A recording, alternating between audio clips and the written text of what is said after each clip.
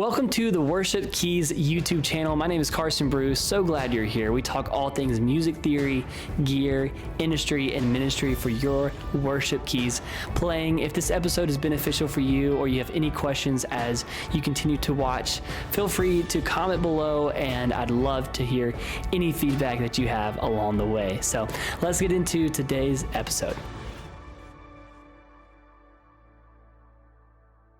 Super excited to have Spooky Scott of Red Rocks Worship, Red Rocks Church. Spooky, welcome back to the podcast, Thank you so much, man. It's so good to be back on this podcast. I can't believe it. So you were on episode 29 last year. Yes, sir. And now we have like over 70 episodes, man. Congrats. Thank you so much. Yeah, you're doing such a good job with the platform, man. I love it. Thank you, bro. Yeah. Thank you. And it's because of you and others who have taken the time to say, hey, you know what? Let me give back to the Worship Keys community, help other church keys players.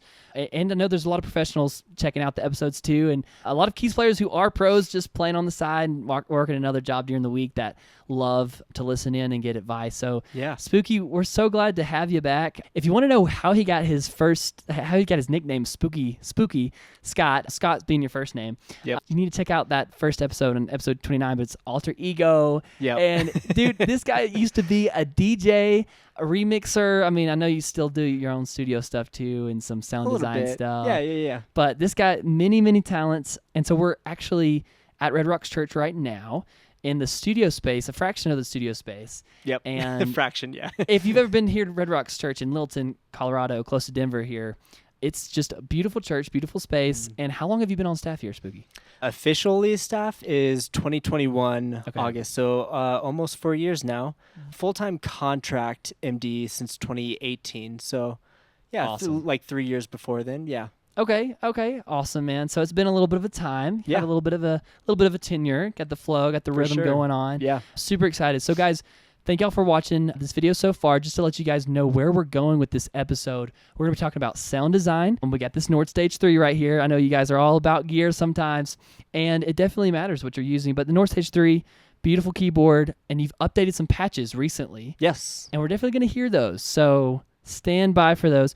Also, secondly, maybe you're at a church that you guys also do your own writing, and you've thought about touring. Maybe you are touring right now, and you want to kind of see inside someone's thought process of how do you balance working at a church but also being the keys player on tour for the band that goes on tour. Because Red Rocks Worship, many of you know them, some of you maybe not, but they just had an amazing album release this past year, and they went on tour with it recently.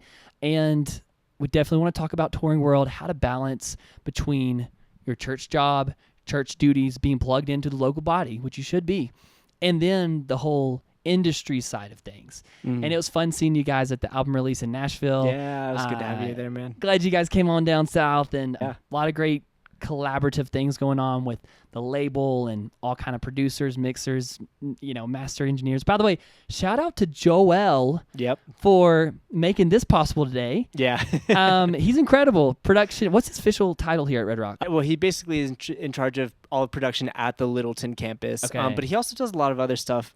He's kind of helping organize everything. He's helping organize Planning Center, which is a job for sure, and also organizing backstage. And he's done so much work. It's everywhere I go backstage now is clean, and he's just done such a good job keeping everything organized. So that's awesome. He's trying to do that at every campus as well. He does a lot, but yeah, every shout out time to I'm all here, the production I see people. him working so hard and just so diligent. So shout out to everyone who works behind the scenes. Yeah, make sure to treat your production people well. Thankful for Joel. I know you are too. When we walked in today, he was cleaning the haze machines. Is that right? Yeah. I'm sure you guys use like the heavy duty haze machines. Oh yeah, we do. And we walked backstage, and you couldn't see like 10 feet in front of you. Almost, it was so foggy, and it smelled like pure vinegar. But right. Hey man, whatever you got to do to keep those fog machines clean. He does that pretty regularly too. I just thought it was like anytime you enter backstage, it's immediately foggy because you're like this ghosty, spooky Scott. Oh no, it just follows me. The mist follows me everywhere I go. Speaking of the mist, if you're watching on YouTube, you can probably see in the background of your head, it's like this beautiful sunset of a bloom. This light in the background is just beautiful, and I just love the setup today. Like I love the studio space. Anyway, guys, pretty Frankenstein together, but we actually made it work really well. So yeah, I was like, I wonder how it's gonna look, but hey, it's gonna be good. Yeah. But guys, let's open up with your sound design. Yeah. And then end the episode with your touring world, church world, how you're balancing that. But I just want to hear some good key stuff. I'm going to put on these headphones, which good quality headphones, by the way. Yeah, man. This is what y'all are using for overdub stuff here? Yeah. Yeah. This was like connected to the vocal stand over here. Yep. What is it? The DT 77 or 770? The Bear Dynamics, right? Bear Dynamics. Yeah. Check them out. I'm about to put them on so I can hear you play keys. So take us a little bit about past years of sound design. Yeah. What all you use. We do not have your full keys rig up here in the studio. Yep. It's currently being covered as there's work and everything's being done on stage right now. But take us through your whole rig, your normal rig for church versus touring versus your flow here, what you did for past patches, and what you're using now. Absolutely. So when I first started playing at Red Rocks, I started playing with just kind of like a grand piano patch and a pad that was actually all stock on the Nord. And I used that for a little bit. Even on I think like the Spark album, which we recorded in 2018, I used that patch, which I don't even have on here anymore. Then shortly after that, that's when like the trend started happening where people like the mellow and the felt. Right, that started coming out, 1920 and still is a growing trend, I would say. So me and Corey sat down and we're like, let's find something like a little bit more mellow. So we found the mellow upright, which actually I still have that stored right here. And Corey's one of the main vocalists and songwriters. Is he one of the main songwriters? Yeah. He's one of our main songwriters. Wonderful. And he tours with us with Red Rocks Worship. So awesome. Should have prefaced that. Shout out to Corey. Yeah. So I still have that patch actually on here. We just use the mellow upright from Nord. And then for a pad, I always have a pad running when I'm playing basically. And we use the Majestic Pad Shimmer, which is like the dark version of it. He has different like filtered versions of it. And his name is Anthony.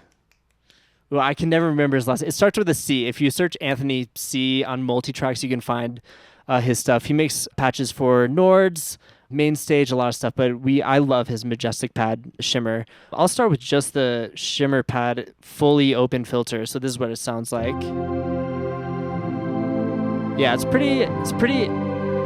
beautiful, and that's just like that's his dark shimmer. So like, I do run a filter, a low pass 24 filter, and I keep it about halfway, so it's pretty warm.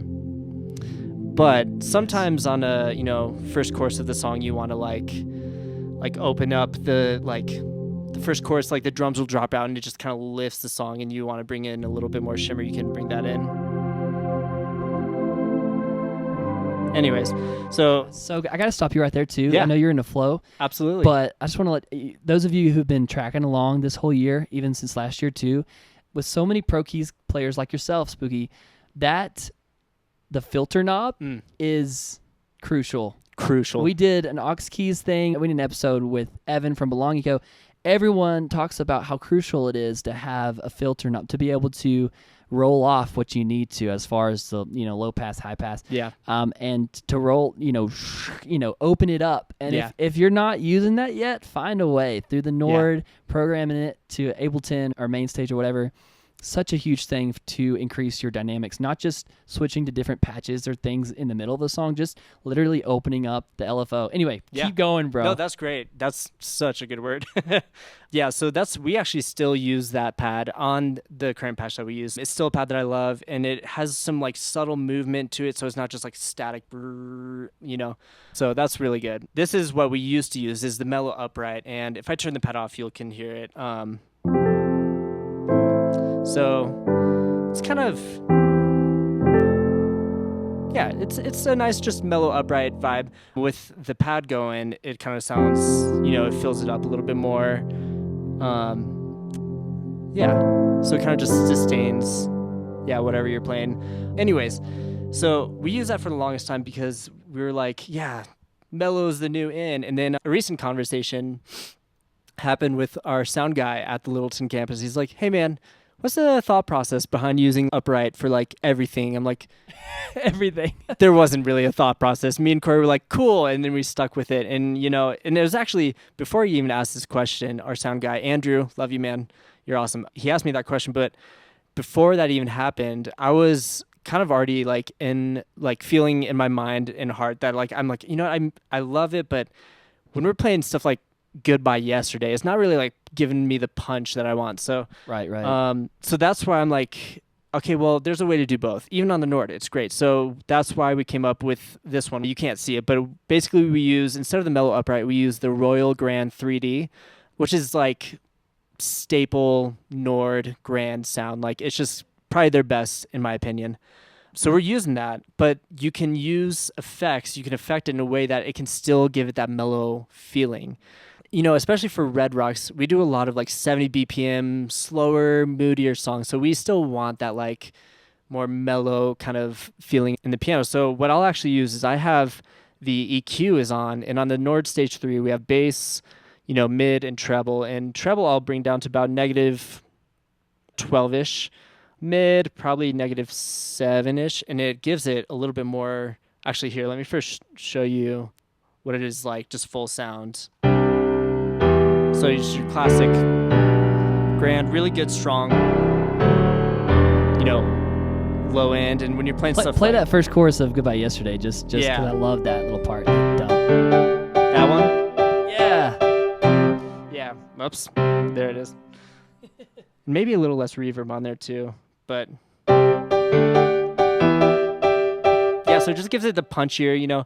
You need that for those kind of songs. When you're playing that with a mellow upright, it's like it's hard to explain, but yeah, it just doesn't give it the oomph it needs. So that's what it sounds like right now, and we use that for a lot of our opener songs. But then starting on song 2, especially at Red Rocks, we just do a lot of more moodier stuff. Maybe end with a high song, but I'll bring the treble down negative 12, mids to about negative 7, and now it gives it like kind of a, maybe pull reverb back up.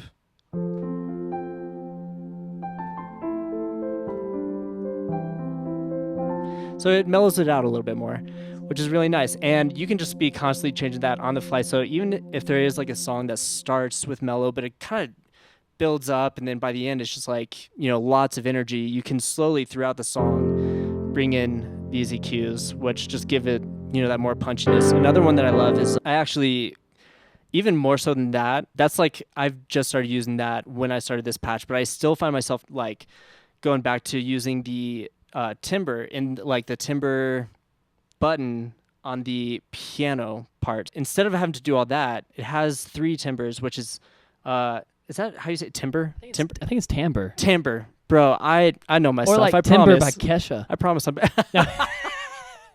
That's funny. I promise I know my stuff. No, you're good. Anyways, there's 3 timbres. Gosh, that's funny. There's soft, mid, bright, and you can also just have it off. This is off right now. But putting it on soft immediately just gives it that like soft, which I actually kind of like that. I like the way that sounds even better than using the EQ. So it just depends what I'm using. But one issue that a lot of people run into is like, well, when they need to go back up again, they'll like play and then they have to press this button 3 times, and then it goes through different EQs and you can hear it switching. Right. But there's one way you can get past that is like if you start with this patch and you don't change anything else, you know, you're starting no timbre on it, and then you press it once to pull the soft in, then you have that. And then if you just press your preset again, it automatically goes back to what it was before while still sustaining it. So you don't have to like cycle through those timbres, which is nice. So that's great. I've been finding myself doing that a lot. The very last thing about this patch is that sometimes you do have a song that's just like very like, you just want that felt throughout the whole thing, like that felt feel, the mellow. And maybe the Royal Grand 3D is not quite doing it for you. What I have is I can bring down the piano, and then I have on panel B, I have the felt upright, which is a newer piano from Nord itself, and it's pretty good. I like it. So I have that on panel B, but the volume is all the way down. So you can go over to panel B and turn it up to bring in that felt. Or what I've done is I just have it set to panel A all the time. So the Royal Grand 3D is the main volume knob on the piano, but I have on the modulation wheel, I have that set to the volume of the piano on panel B, if that makes sense. Yeah. You don't have to switch between panels. You can bring down the Royal Grand and then just bring in with the mod wheel the felt. I love that. Y'all need to take that tip right there. That's pretty cool. Yeah. anyways, I'll use that for like certain songs that just need that, if it's a little bit more indie feeling or something like that, if that makes sense. But yeah, so that's kind of like an overview of what I have going on here. But yeah. Super cool. So first of all, I said this last time too, but I love that there's gaff tape on the far left over there. So you can put your phone or iPad, tablet, and it's just basically a little stopper for any device that you want to put literally there. just a pin. It's just a pin. We put a pin at the base, kind of like at the bottom of where that like panel is, and then just gaff taped over it. And innovative. Yeah, it just, I don't know if you can see it, but it just keeps the phone right there, and then it doesn't keep sliding off. And I use the phone because we use the Yamaha QL for our in-ear mix, so we use the Yamaha monitor mix.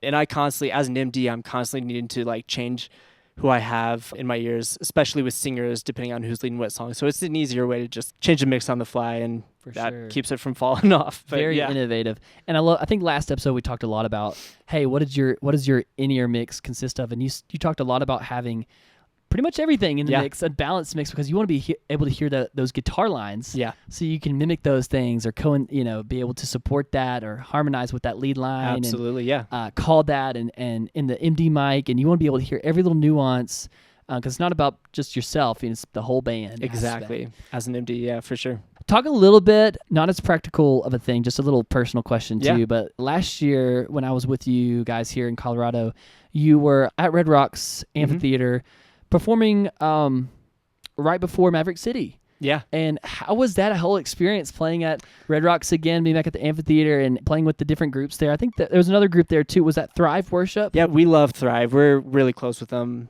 Such good people. It's good to hang out with them. And then I think it was Kane was second. Oh, okay, that's right. Yeah, and they were playing up on the like B stage, which is at Red Rocks Amphitheater, is just above the front of house area. That's right. They were awesome. We got to talk to them a little bit. They were really cool too, really fun people.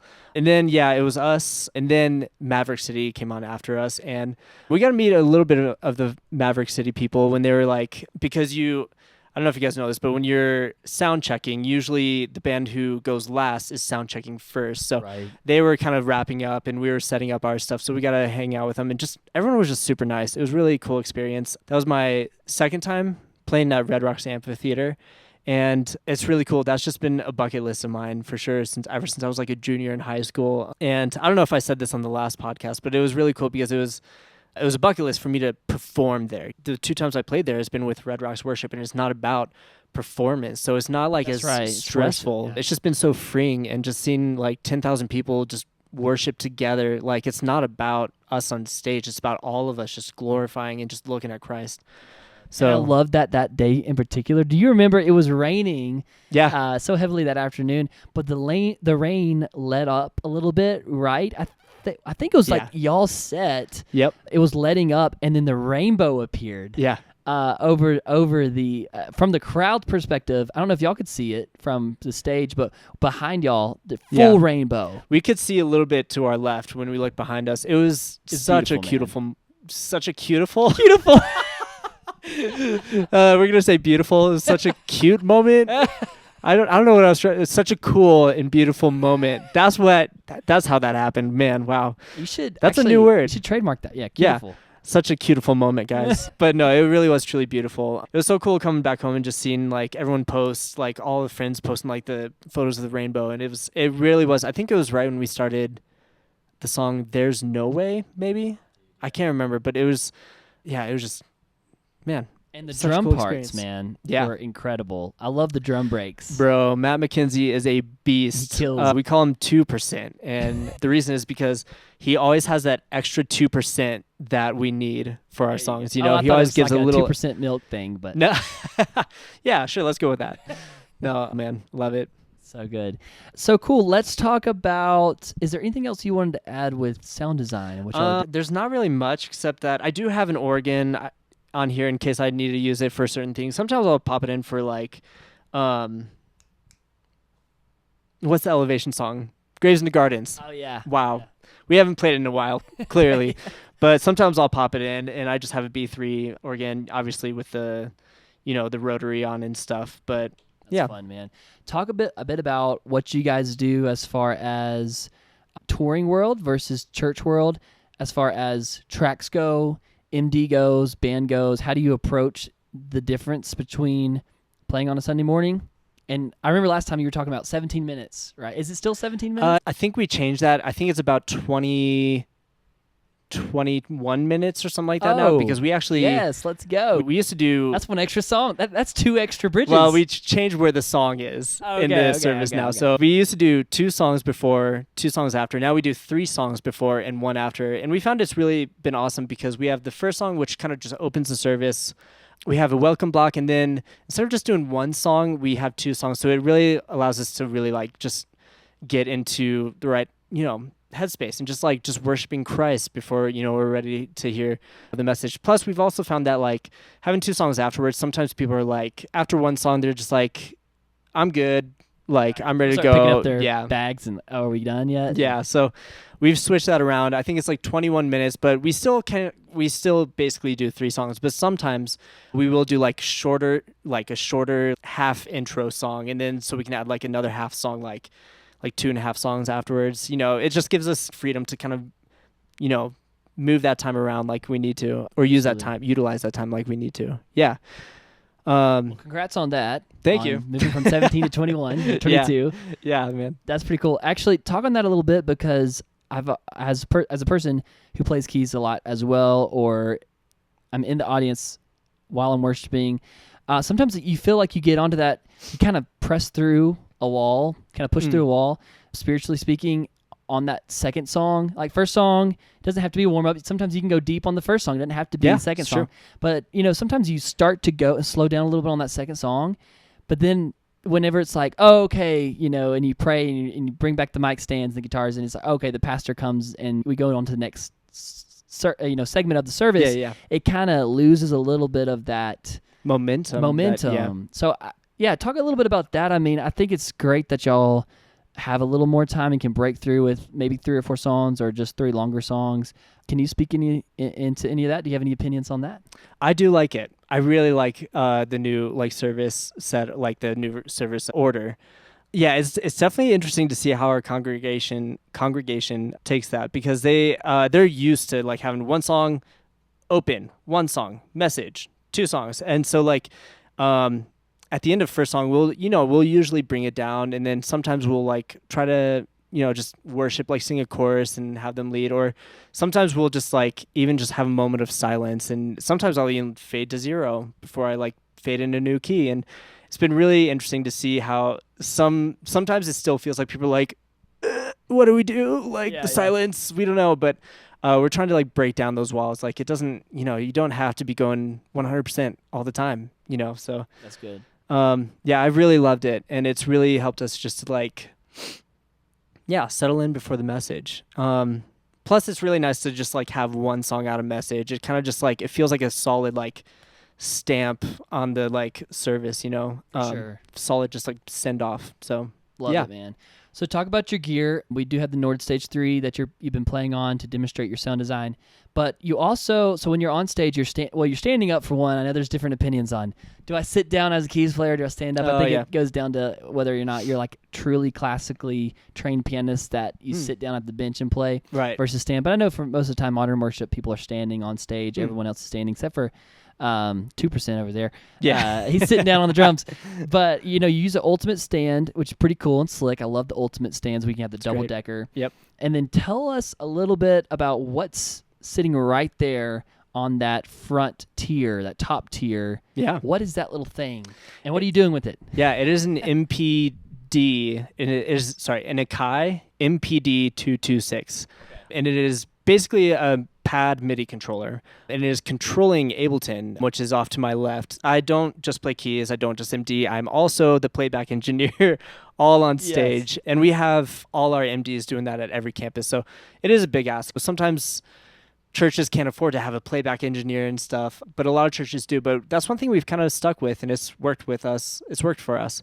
And so anyways, it's basically like there's a 4x4 pad grid, and on those pads, I have different elements of a song. So I have like the top of the song, and then we have like the play, stop button and all that. And then we have faders for sorry, let me continue with the pads. I should have started with that. So we have the top of the song. We have the intro of the song. We have a low chorus and a high chorus, low bridge, high bridge. We have an end, which is kind of like the last, like where the tracks it's like the final chord the tracks play before they kind of fade out, and then just click. The reason we have that is because you can kind of go to any part of the song. Like say we're like in a big chorus section, and after the chorus there's like an instrumental, but the worship leader's like, you know what?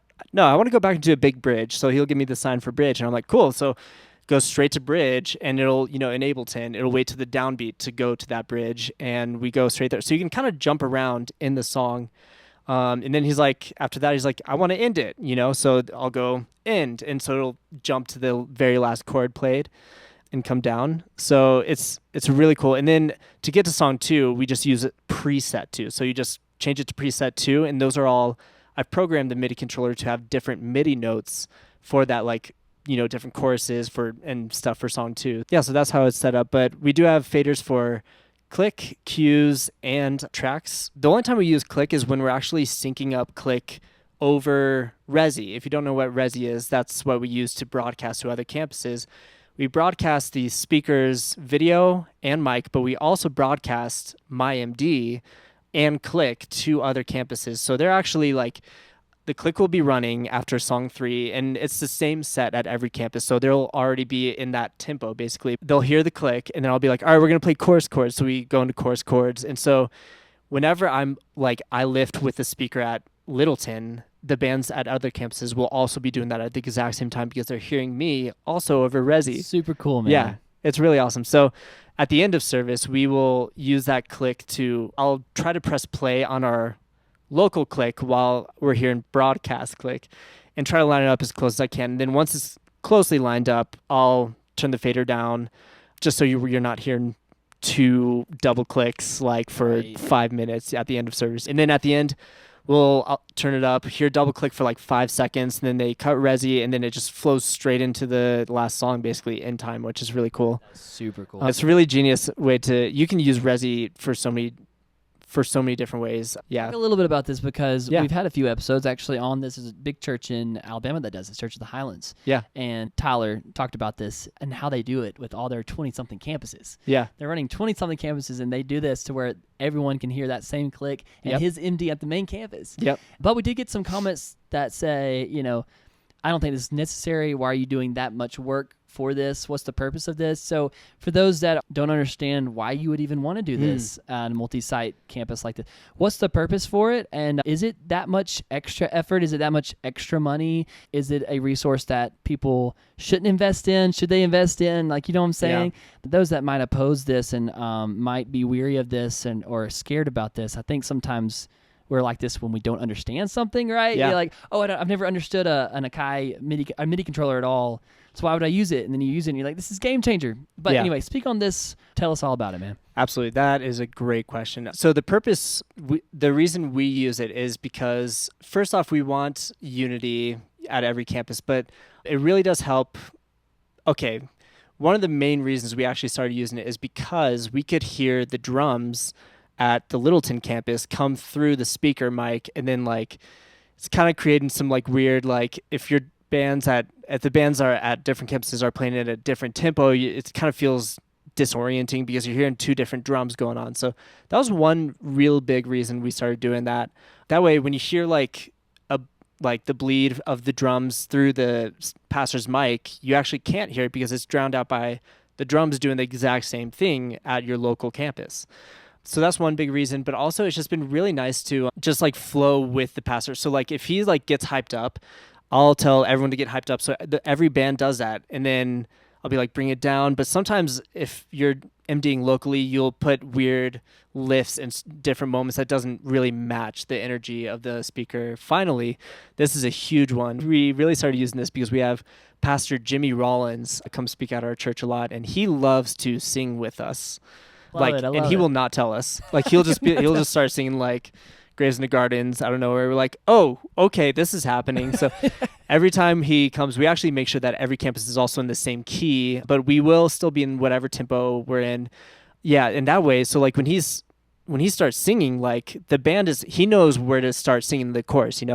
If other campuses are not playing the chorus at the same time, then it's going to get it's chaos. Like, especially if you're not in the same key, it's going to start singing not in tempo, not in the right key. It's like massive fail. It's been really cool to use that as a tool to, if Pastor Jimmy starts singing, cool, we're good at other campuses because we're all in the same key and we're all playing the chorus on the same downbeat. So that's why we use it. So it's for unity. Unity is the biggest thing. Clarity, unity, all those things. Yeah. I would say like, we did make it work without Resi for quite some time. I don't think we got Resi till, oh man, I don't know, probably when I first started MDing, 2018 is my guess, but I could be wrong. So we made it work, but we just had to make sure that Littleton campus, it's like we would have to tell the drummer, don't play too loud, or like don't build too much at the end. Don't give that extra 2%. Yeah, exactly. Yeah. So it did hinder us a little, like we made it work, but it would hinder us. Like we couldn't get as flowy at the end, especially if Pastor Jamie Rollins comes in, we'd have to be quieter, and then sometimes it would still bleed, so we'd have to tell other campuses, like, drummer, play louder, and then you're not using the same dynamics. Anyways, we made it work, but it is truly a game changer. It's one of those things you don't realize how much you needed it until you have it. That's incredible. Depends on your church size, your budget, and everything, but it has absolutely been a game changer. We've done a lot of things with Resi. We've also sent Tyler's singing mic to other campuses. So like bands at local campuses will be playing while Tyler's singing from Littleton, and you can see that on the video. So there's so many cool things you do with Resi, but that's amazing. Yeah. And with Resi, studios, professional studios, we could have a pianist all the way in Europe somewhere, which you visited Europe not so long ago.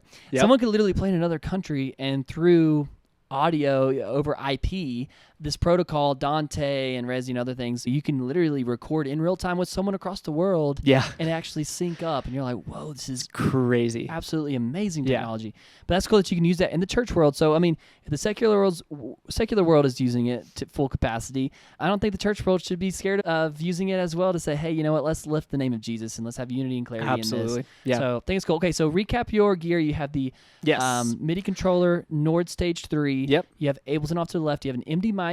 Yep. Anything else we're leaving off? That's pretty much it. Oh, except there was one more thing about the controller I forgot to talk about. Go for it. So we have the fader for cues as well, and we have a fader for tracks. But tracks we actually don't use volume for. We actually have a full filter system. So love it. Because the filter again, there's the EQ. Again, it's so important. So when it's all the way up, filters are like all the way open. It's all the tracks are in. If you bring it all the way down, it's like a full. It's not like a 12 dB or it's like a full, it cuts out everything all the way down to the bottom. So tracks are completely out. But what that does is that it actually helps, like, say we're in a big chorus progression and in the middle of a chorus, like the worship leader decides, he's like, you know what, I want to bring it down a little bit. But like, you can't wait to the downbeat of the next like section to go to a low chorus. And then suddenly tracks are like, so like what we do is we actually like, while it's still playing the full, like, massive, big chorus section, I'll bring down the filter or the fader to about halfway, so it filters out all those, like, tambourines, high-end percussive stuff, and it kind of creates, like, a more warm bed, almost like a pad that is still playing behind us, and it's not overpowering what the speaker is trying to do in that moment, and it still matches the band's energy. So it creates all these little nuances, and plus, just fading tracks in and out feel a lot more musically pleasing when you're using a filter system than just a volume, because so that's why we use a filter system for that. But I love that. I wish we could have time to even demonstrate that, but there's only so much we can do in one episode, and it's just great to hear from you today, Spooky. We're not done yet, but along those lines too, maybe you don't use Ableton at your church, but maybe you use Loop Community, and I love Loop Community. You can actually, I have it mapped when I go play keys. I use Loop Community to run my tracks and click. And I have a MIDI controller that I already had. It was a Lesis 25, a decent little cheap MIDI controller that does the job. And it's this only 25 keys a part of it. Yep. And the whole octave is actually mapped to pads. Drone pads in Loop Community. And then the push pads off to the left, I have it mapped out to the play, stop, cues, mute, click only, BPM up or down, because you can do that in real time. Yeah. And you can actually go back to, you have a repeat button, because it happens a lot right before a bridge, and then the worship leader starts to minister a little bit, so you just go to repeat. Yep, exactly. You repeat that section. Loop Community has had so many updates lately to where it can do a lot of things what Ableton does. So like if you want to go to something at the end of that measure, you press that section and it goes to it at the end of the measure. But if you want to go at that whole end of the section, which is actually probably better because that whole 8-bar loop, then you can do that and put that in the settings. Yeah. And it's all controlled through a MIDI map. So if you want us to demonstrate that one day, let us know in the comments and we'll try to demonstrate that one day, how you can do that. Specifically on Loop Community, we have had some episodes on Ableton. Evan Fernald with A Belonging Co. He did a full walkthrough of his tracks rig. He's using Touch OSC on his iPad, which involves a little bit of coding and programming. Right. Us keys players, we're a little bit of programmers and IT guys, but you kind of have to be. So check that episode if you need it. But there's tons of resources and tons of different things to do it. But I love that you do it with a MIDI controller. MIDI controller, it's your way of, this is my instrument, and we get to control Ableton. And Ableton is a great tool, and it doesn't have to have complete control of you. I think people, again and again, have misconceptions on tracks. They think, oh, man, that really locks me in. But places like the Belonging Co., places like Red Rocks Church, I mean, they're flowing with tracks if you know how to use it effectively, like you do, Spooky. Yeah, exactly. Yeah. Awesome, man. Okay, so I'm loving this conversation today, really am. Any time to get to hang out with you, Spooky, is amazing. No. So appreciate it. So some questions about Touring World. Is your equipment different for Touring World, or is it the same church and versus Touring World? Is there anything difference between that? We still use the same Ableton setup with the MIDI controller. We do not use this stage 3 because this stays at the Littleton campus. Okay. So we actually use our previous Nord, which is a Nord Piano 3, which does not have a filter on it. No. But there are still ways around that. So I've just used the EQ, and I take out all the treble, and it's set specifically to just the pad. But I take out all the treble and most of the mids, and it kind of still gives it that warm. There's still a little bit, because I think it's like a 12 dB kind of like, I could be wrong, actually. No, 15. Yeah, it literally says right there. But so you said Nord Piano? Yeah, Nord Piano 3. Yeah. So some of y'all have been asking, like, oh, what's the difference between all this? Well, Nord Stage 3, Nord Piano 3, you definitely don't have that filter knob on there. So, hey, and that's pretty crucial for some sound design unless you want to do some workaround. So, hey, maybe buy the Nord Stage 3 instead of the Nord Piano 3, but you still love the Piano 3? Yep, we make it work. I'm still waiting for the day that we can get a Nord Stage 4 at the Littleton campus so I can take this baby on the road, because it is a little bit more like I can do more with it. With the piano, it still holds it down really well, but I can't do quite as much as I would like to. I can't, layer pianos like I can on this and stuff, or filter like I can. So let's talk about Touring World and Church World, how to balance that, and like spiritually speaking, technically speaking, practically speaking, all of the above, man. Tell us, not even just the sunshine and rainbow type stuff, just anything, any struggle you have, victories you have with the Touring World versus Church World. Now, again, Red Rocks Worship, you need to go check them out. If you don't know their music, we'll probably link it here in the description. Most of you will know them because the reason why you're probably still listening to this episode is because you love Spooky and you love Red Rocks Worship and you just want to know more about it. But definitely check them out because they're incredible music. You just got off the road with them. How many different cities, how many shows did y'all do? I believe we did... it was either 12 or 13. I think it was 13. Okay. Over how many days, weeks? It was over basically an entire month span. So we did have like I can't remember exactly. Well, if you do the math, 30 days minus 13, but then travel days because we had 3 different legs. So we do like a group of shows back to back, have like, I think we had a week off and then another group of shows, and then like a couple days off, and then another group of shows. Sweet. Yeah. That's a good bit. That's a good bit of stuff. It was. And y'all a lot of you guys are on staff at the church, or at least leading a lot with the church, people that are on staff and going on tour. So how do y'all balance that? And also, just for as an extra little thing, y'all are signed to a label. Which label is that again? It's Provident. So is that right? Yeah. Because I should know that off the top of my head. It's like the Sony, but it's like the Christian, part of Sony. But yeah. Cool. So y'all are on a label. You have label execs. You're doing the label thing.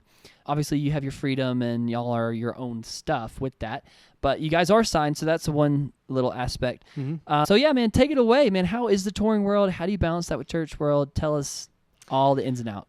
Ooh, yeah. So I will say, I'll talk about 2 different aspects of it. One is that when we're on tour, obviously we are not home. So like sometimes you will be gone on weekends. One of the first things I had to really do before I started touring was to multiply myself in many different ways. At a campus level, when we're not touring, I make the Ableton sessions for every campus. We basically use one session for every campus. I'll also schedule for Littleton campus and update PCO with the songs for the Littleton campus. Yeah, and then obviously I play keys and MD. I have 2 people that I can delegate that to when I'm gone, or 2 to 3 people. So I have someone whose name is Grant Pomponio, who's probably... What a great last name. Pomponio. Dude, he's Italian, so it's so good. Pomponio. He's been with us so long, and he's probably actually the most talented musician at Red Rocks Church, if I'm being totally honest. He's just wow, y'all heard that. Yeah, not ashamed to say it. He's given the 10%, the extra 20%. Dude, yeah. He has perfect pitch, and he just like has good instincts. He just can play anything. He plays left-handed, but he like... Where is he? We need him Dude, we need him on the pod right honestly, now. Yeah. He can play a left-handed guitar, or no, he can play right-handed guitar upside down on the fly. Like it's kind of stupid, man. He's good for Easter services. Yeah. And just like fun, crazy stuff. Yeah. Just get him hanging down upside down from the ceiling, just coming down, shredding. Dude, if you knew Grant, you'd be like, that's so funny because I cannot see that at all. He's such a humble person and just so kind. But yeah, just so good. Anyways, he knows Ableton really well. So I'll have him make the Ableton sessions and send them out. In terms of scheduling or updating PCO, I'll actually just give those responsibilities off to whoever's leading that weekend. Usually it's like Brene or Jake, one of our worship leaders who's at a different campus here. And then the last thing is obviously playing keys and MDing. And I have one guy right now, I'm still investing in like, because I don't want to just depend on one person for all these different things, but one guy who's been such a huge help, his name is Elijah Mandeville. And he plays bass really well. He plays bass pretty commonly, or pretty often. He plays, he plays bass. Words. It's hard, man. He plays bass pretty often at our Littleton campus, but he'll also play keys and MD for me when I'm gone, and also just on a Sunday here and there, so I can go to other campuses, make sure they're doing well and stuff. Really good keys player. Has beautiful, fresh ideas and different like unique chord progressions that he can throw in, and just holds it down while MDing and controlling Ableton. Multiplying yourself is the biggest thing, is like, otherwise I literally wouldn't be able to go on the road if it weren't for these people. So absolutely. Yeah. I love that, man. That's one aspect. The other aspect is the actual touring part. We just had a tour in like all of June basically, and it was a lot. Honestly, it's a lot. I think a lot of people are starting to realize touring it's not all sunshine and rainbows, for sure. You're missing out on a lot of stuff. I missed, I think, like 3 different birthday parties, 2 like friend hangouts while I was on tour. You miss out on a lot of stuff. And you're on a bus, which sounds really awesome. It is cool. Like the bus is cool, but you're on a bus we specifically have it with 13 people. So like that's your hotel, and you're sharing it with 12 other people. You know, when you're in that close proximity with each other, it's like having roommates. Tensions can rise and stuff, and you just have to find the best way to manage that with whatever's best for you. Luckily, our team does pretty well with it. You know, there'll be certain moments, but I feel like we do a really good job of like sleeping on it, waking up the next day and be like, okay, you know what? I was out of line. I'm sorry. Like, you know, approaching each other. So I feel like we do a pretty good job with that. For me personally, I am a deep introvert homebody. I love being social, but like I need a lot of alone time. When we're on the bus, I'll hang out for a little bit, but then as soon as I'm like getting exhausted, I'm going to my bunk. Or sometimes even during the day, people will be like, you know, we set up, unload, sound check and everything, and then we have like a full like, you know, probably 3 or 4 hours to do something before we have to be there for the night. So people will go out and do stuff, and sometimes I'll be like, I'm just gonna go out and do my own thing. Like, and it's easy for some people, I feel like, especially if you're like a leader in that setting, to like take that offensively or be like, oh, they don't like me. But luckily Tyler is a great leader, and I am with like the band, and everyone I'm with is very understanding when I'm like, guys, I'm going to do my own thing. You guys just do your own thing. And they're like, yeah, absolutely. And as an introvert, making sure you're still making time for yourself is really, really important. Even then, even while doing that on the road, you come home at the end of tour and you're exhausted. It is tiring, but I will say that doesn't override the goodness that comes from it. Looking back, I still love the moments of being in a new city. I love getting to explore new cities on my own, especially, but then also just being in a room with just like a bunch of strangers that you don't know any of them, but getting to hear their stories and then like just worshiping Christ, like it's really cool. Different cities are different. Sometimes people come in, they kind of expect a little more of a performance. They're a little more spectatorish, but we, at the beginning, we're like, we're going to invite you to just look at him and worship with us. And so it's really cool to just worship with people and just how people come and how they know all our songs in different cities. It's just like, it's really eye-opening, and it's cool to see just how much God has chosen to use our music, which is humbling and so beautiful at the same time. So I love that aspect. That being said, you come home at the end of tour and you're exhausted. I think making sure you give yourself time to rest is obviously the most important thing. It's in the Bible. It's biblical. It's actually a command from God, like to rest, as much as you're working. Our supervisor, boss, friend, whatever you want to call him, Tyler, he does a really good job of allowing us some time to just like rest after tour and stuff. Yeah, sometimes when we're on tour and like we have those Saturdays and Sundays here and there, we still want to be there as much as we can, because if we're gone for this weekend, we want to still show up as much as we can for the weekend after. Even though it does get tiring, just making sure you give yourself plenty of rest at the end is really, really important. Don't be afraid to just bed rot for an entire day. Yeah, so that's good. Awesome, man. Talk a little bit about church expectations. So in between runs, playing out live, then maybe there's some prayer nights or some Bible studies or some small groups or some just things that maybe obviously there's always things in life, whether that be work, church, extracurricular things that you're just like, I'm not sure if I feel like going today, but then you have to go because it's kind of expected. Talk a little bit about the nuances of the expectations of church world and your job and showing up to certain things, even in the midst of touring world as well. Yeah.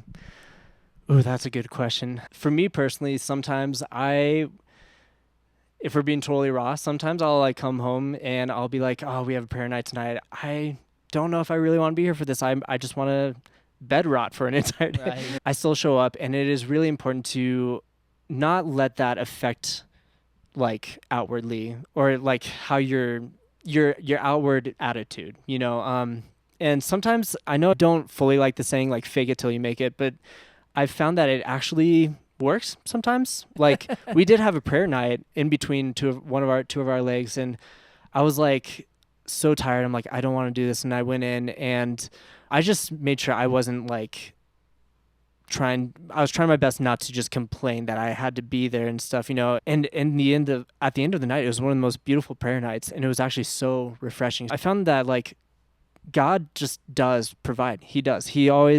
He will give you rest. He will give you peace, even in the midst of chaos. And so I love that so much about him. But yeah, sometimes there are times where you just don't want to be there. And and not because like you don't love your job. I still love that I get to do this for a living. Like I never thought this would be possible. Yeah, I am still so deeply grateful for that. It's just sometimes when you're tired, it's hard. But I would say that's the biggest thing, is just making sure you don't I don't want that attitude to spread to other people. And at the end of the day, like no matter how much I feel like, even if that at the end of the prayer night, like I'm still feeling exhausted, like, what, God still finds a way to give me peace, as long as I just like keep coming back to him and making sure you're just spending time with him and his word. It actually works. Yeah. So that's good, man. Yeah. That's good. Thanks for sharing that. And even in the struggle, God is faithful. God is good. And it's good to hear like an inside scoop from someone who's doing that, because some people aspire to do what you're doing.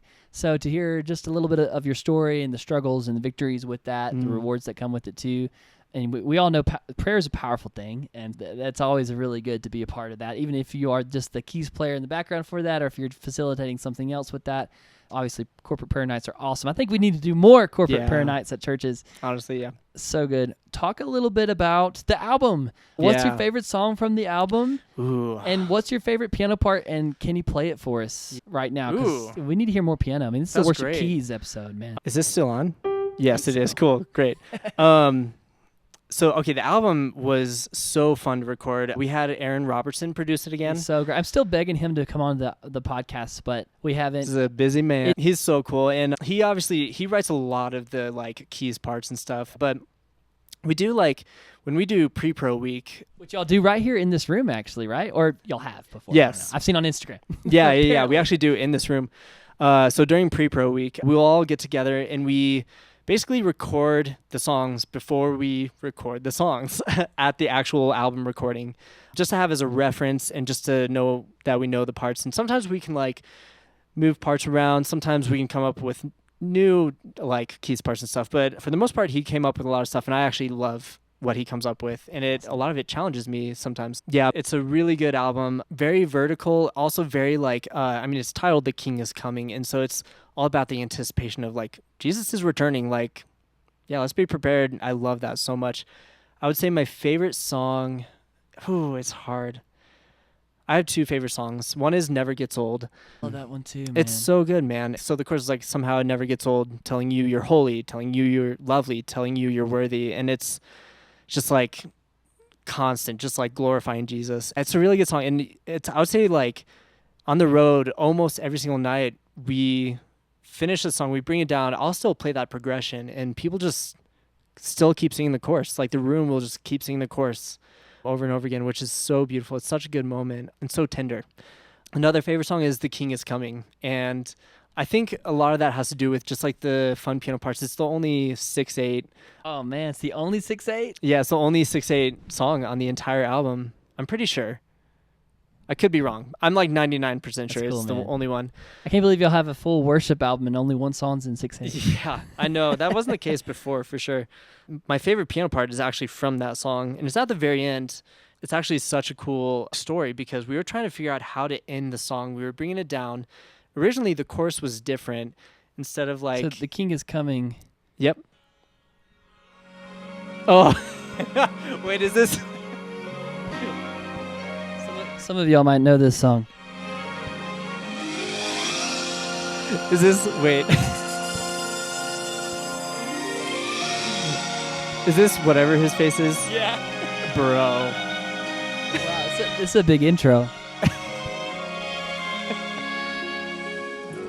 The marketplace is empty. Bill Gaither! Dude, He's yeah. almost 90 years old. We just actually saw him not too long ago in concert, and he's still doing great. Anyway, It's amazing. I know he had that hit, The King is Coming, written some decades ago, and it was so funny on y'all's socials having an old vinyl album cover Yeah. of The King is Coming. Dude. Wasn't that from the I Gaithers? found that were you the vinyl. one? I was the one. You were the one. I found that vinyl in Pagosa Springs, Colorado. It said The King is Coming, and it was album release week that week. So I'm like, Yeah. I can't believe this. So I bought it and I printed out a picture of Tyler's face and I stuck it onto the vinyl. It's somewhere on Red Rocks Worship. We gotta find it. feed Maybe we'll if put it you- on the screen here, too. It's unreal. But yeah, that was a hilarious. fun little prank to pull on him. Sorry to interrupt you. I just had to Dude, pull that out I'm because it here for reminded it. me of that. Yeah, But for sure. continue with your sound design and Yeah. piano part, but a little sidetrack. Some of y'all might know the Gaither vocal band and understand what we're talking about when we say The King is Yeah. Coming. Keep going, man. Yeah, no, you're good. So my favorite piano part is actually from that song, The King is Coming. We were trying to decide how to end it. Originally, the song was different. Jesus, we prepare the way. I'm not a singer, but that's how we end the chorus. It used to be, Amen. We used to end every chorus with that. And we loved the Amen, but we changed the chorus in the song. And then at the very end, we were still going to sing the Amens. But then we're like, should we? Like, people... It's not in anywhere in the song except for the end, but that's kind of cool. But then no one's gonna know that part. Like, people aren't gonna know how to sing that. So we like went back and forth this whole time. And then finally we decided, it's like, okay, let's do the Jesus, we prepare the way. And so we just do that tag. And then we were like, do we just end it? It's like, no, let's do a little piano outro. And so we kind of like, we actually made this piano outro on the spot. Like, it wasn't that. even during pre-pro week. I'm pretty sure it was like the week of the album recording we came up with this. I'll play it for you real quick.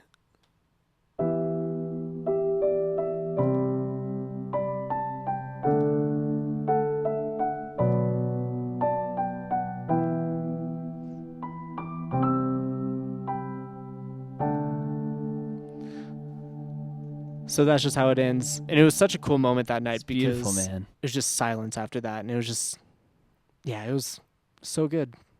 Man. Man, I love how that sounded, dude. Thanks, man. So good.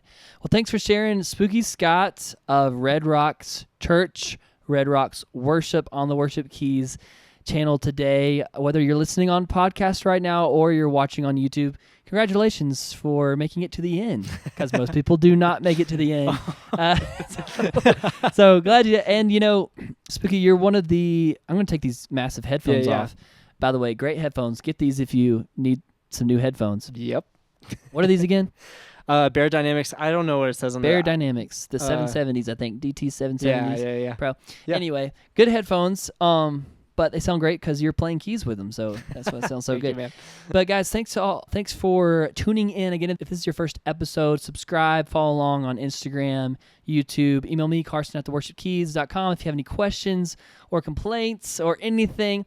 And if you have any suggestion for other keys players, we'd love to have them on as well. We have some other keys players coming up that are really great keys players and exciting and just as amazing as you are, Spooky. And we're just so grateful to have you on. And you're one of the only keys players that we've had on that has a nose ring too. Oh, I didn't have it last time. I don't think you did. You did. There's one other keys guest we had, Louis Higuera, who's played with Torrin Wells and Lauren Daigle and other artists. He had a nose ring, I think, and I think just y'all two have been the only ones out of 70 or 80 guests that have had a nose ring. So congratulations. No, actually, I take that back because Jenna and Zoe were just on, and they both had. Do you know Jenna and Zoe? No, I don't know them. But you need to know them. No. Yeah, okay. Don't need to connect. I think I've seen them on your feed though, for sure. Yes. Yeah. They have nose rings. But anyway, sidetracking now. But is there any last words you'd like to leave to the worship community right here in 2025? Any encouragement?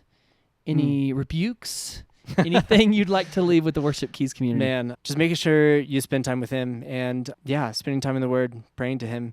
Also, don't be afraid to go to therapy if you need it. That's one thing I'm like, man. Therapy. Yeah, sometimes praying and spending time in the Word is so good, but sometimes you just need to, therapy really does help heal so much stuff from the past, and that's one thing I'm kind of currently going through. So, yeah, don't be afraid of therapy. Don't be afraid to be raw in yourself. I'm really lucky to be at a church that allows me to not have to put on a face or be on all the time. And so I'm so thankful for that. So I love that, man. And I love how real and authentic you are every time I'm talking to you, whether on camera or not, off camera. You're just so real and authentic. And I love that about you, man. Even you just sharing stuff about life in general and friends, family, travel, whatever it may be. And God is with us through it all. Mm-hmm. He is. And he even sits in those moments when we have not chosen to pursue him. That's so true. And therapy is so important, man. Yeah. And I know as someone who does a lot of weddings, therapy and counseling, premarital counseling is so great. I've been married 4 years, and it's been so great we're so thankful for the premarital counseling sessions and even sessions after that, while we were married. So important for you personally, whether you're married or not, or married or when you have kids and wherever. Yeah. Thanks for that, man. Yeah, man. Good words. Well, if you wanna see him back on another episode, please comment. Let us know.